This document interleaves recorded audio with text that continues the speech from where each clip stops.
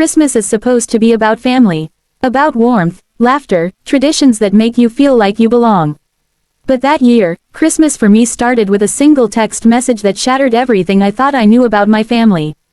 My phone buzzed early that morning, and it was from my mom. She wrote, "Dinner's off this year, snowstorm's too bad, no one's going out, stay safe and warm."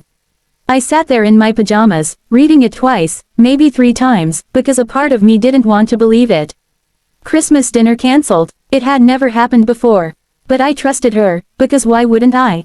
She was my mom. The snow was coming down outside, heavy flakes spinning through the air, so the explanation made sense. I told myself it wasn't so bad. I'd throw together something from the freezer, maybe watch a few old holiday movies, maybe call my siblings later to check in. I kept trying to convince myself it was fine, but a pit settled in my stomach. Christmas alone felt wrong. Still, I lit a candle, made some hot cocoa, and tried to push the loneliness down. Hours passed, and at some point I found myself scrolling through social media, half numb, half just looking for distraction. That's when I saw it. A picture of my brother and his family, all dressed up, standing in front of his giant Christmas tree. The caption said "Merry Christmas from the whole family." My thumb froze on the screen. My eyes stung. I thought, the whole family. Except me. I scrolled further, and my chest tightened with every new image. Mom holding a platter of roasted turkey. My dad carving ham. My nieces laughing with frosting on their faces from decorating cookies. The living room glowing with fairy lights. Glasses of wine raised in a toast. Post after post, picture after picture, proof that they hadn't stayed home because of the storm. They hadn't cancelled anything. They'd all gathered together, and left me out. The betrayal hit like ice water.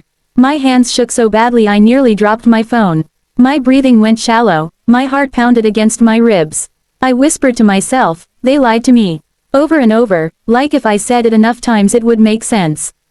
But it didn't, it never would. That night I barely slept. Every time I closed my eyes, I saw those pictures again. Their smiling faces, the food, the warmth, everything I should have been a part of.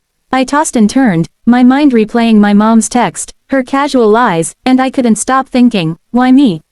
What did I do that made me the one they didn't want there? The next morning, my phone rang. Mom's name lit up the screen, and for a moment I just stared at it, my throat tight. I didn't want to hear her voice, not after what she'd done. But something in me, maybe anger, maybe the need for answers, made me swipe to answer. Her voice was bright, cheerful, fake. She said, "Hey sweetie, how was your Christmas? Did you stay warm? Did you get to eat something good?" Her words were knives wrapped in sugar. My jaw clenched so hard it hurt. I wanted to scream, to confront her right then and there, but instead, I forced my voice steady. I said, "Yeah, it was quiet.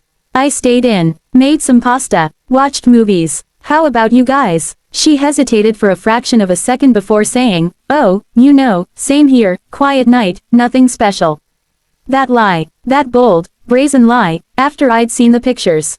My vision blurred with rage, but I stayed calm, my tone almost detached, because in that moment I knew, if she wanted to play games, I'd play too.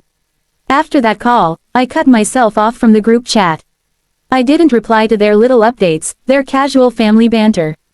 I pulled back, just enough for them to feel something shift. And while I withdrew from them, I poured my energy into myself. Into my work, into hobbies they never cared about, into friendships that felt real. I started posting my own life online, not to brag, but to show, even if only to myself, that I was more than their cast-off sibling. Smiling photos at dinners with friends, small victories at work, hikes on crisp mornings. Slowly, I started to glow in ways they had never wanted me to. But deep down, I waited for my moment. And it came sooner than I thought. A few months later, right before Easter, a cousin casually asked me, "Are you bringing dessert to your brother's brunch?"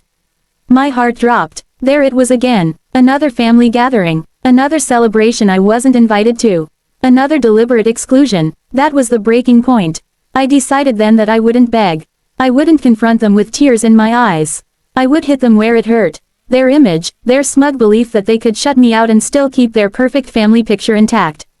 On Easter morning, while they sat around my brother's table with their fancy dishes and fake smiles, I was far away in the mountains with friends who actually wanted me there. We hiked through pine forests, the air sharp and clean. We built a fire and roasted marshmallows until our cheeks hurt from laughing. And when we sat down to a long table filled with food we'd all cooked together, I snapped the perfect picture. Everyone smiling, arms around each other, joy radiating from the photo. I posted it with the caption, "Best Easter with my real family." The response was instant: likes, comments, hearts. Friends chimed in about how much fun it was.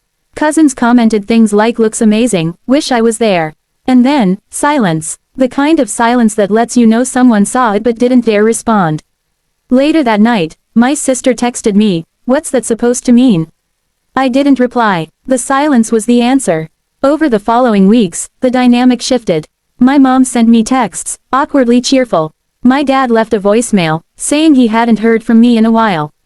My siblings sent occasional messages about nothing. I kept my responses short or non-existent. They felt the distance, and for once, they were the ones left out in the cold. The sweetest part of the revenge wasn't the caption or the social media post. It was the power of knowing they couldn't control the narrative anymore. They wanted to paint me as the outsider, the one who wasn't part of the family. But I showed them I didn't need their table to belong. I built my own. Still, there were moments late at night when the ache returned. Because no matter how strong the revenge felt, no matter how satisfying their silence was, the betrayal had carved a scar. These were the people who were supposed to love me unconditionally, who should have wanted me there. And they lied. They looked me in the eye, through a phone call, and lied again. But that scar became a reminder. A reminder that family isn't just blood. Family is who shows up for you.